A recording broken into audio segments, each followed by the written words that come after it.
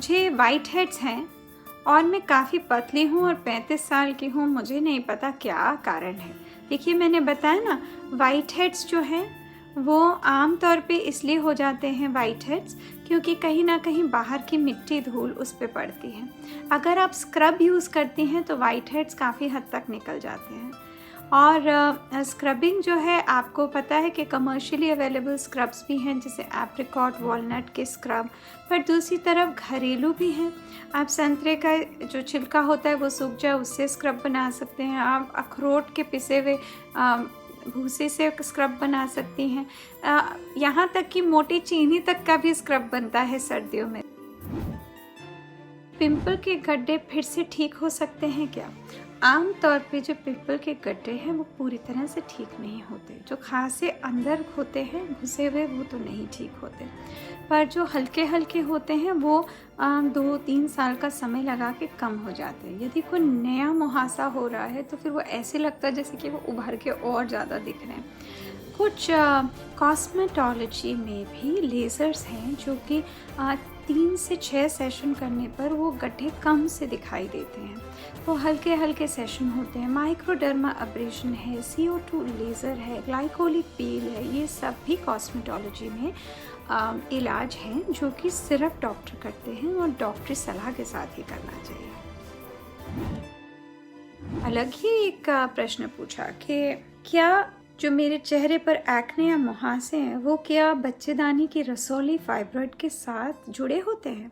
और मैं 33 साल की हूँ। नहीं जी, इसका कोई कोरिलेशन नहीं है, कोई जोड़ नहीं है, कोई मेल नहीं है। ये दोनों अलग ही बातें हैं। एक सवाल और पूछा गया और वो ये है कि मेरी उम्र 47 साल की है फिर भी बहुत एक्ने है, बताइए। देखिए, कोई ना कोई हार्मोन की प्रॉब्लम है।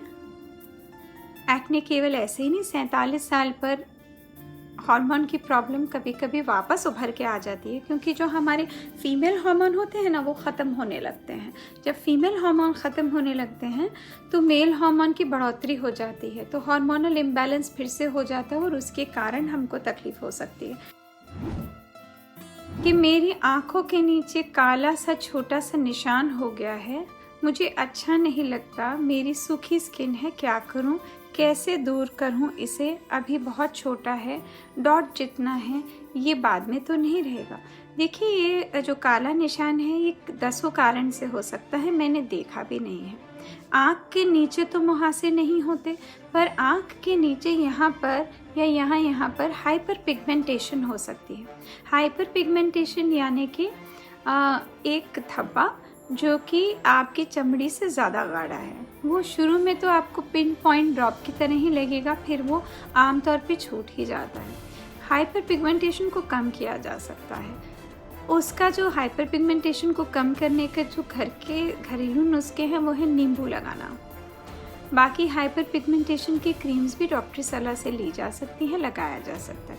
पिगमेंट आमतौर पे जाता नहीं है, सिर्फ लाइट कलर का हो जाता है। मुझे तो अभी फ़िलहाल पता नहीं कि एग्जैक्टली क्या प्रॉब्लम है, पर जो ये हाइपर पिगमेंटेड स्पॉट है इसमें आप ये भी ध्यान रखें कि ऐसे और भी आ सकते हैं। उम्र के साथ तो ऐसे पिगमेंट्स आते ही हैं। अब क्या मालूम ये क्या चीज़ है, ये वॉट है कि मोल है कि हाइपर पिगमेंटेड स्पॉट है, फ्रेकल है। तो डॉक्टरी सलाह लेनी ज़रूरी होती है, तभी मैं आपको यकीन से बता सकती हूँ कि ये क्या है।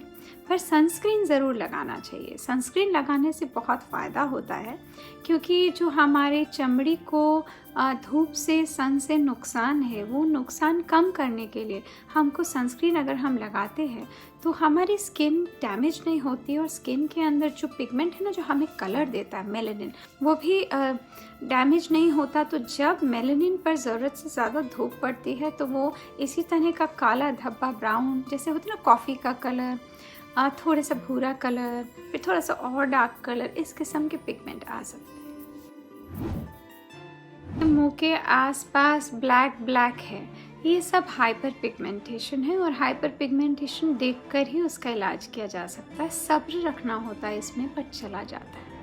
पूरा न भी जाए तो हल्का तो पड़ ही जाता है। फोरहेड पे ब्लैक स्किन है, मतलब माथे पर काला काला कुछ हो गया, ये भी एक किस्म की झाई ही है, ब्लेमिश ही है और ये पता करना पड़ता है कि क्यों है।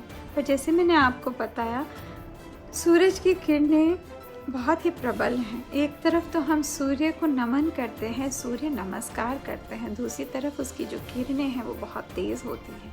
यदि वो हमें अंदर से जागृत करती हैं, शक्ति देती हैं, पर हमारी चमड़ी को डैमेज भी करती हैं।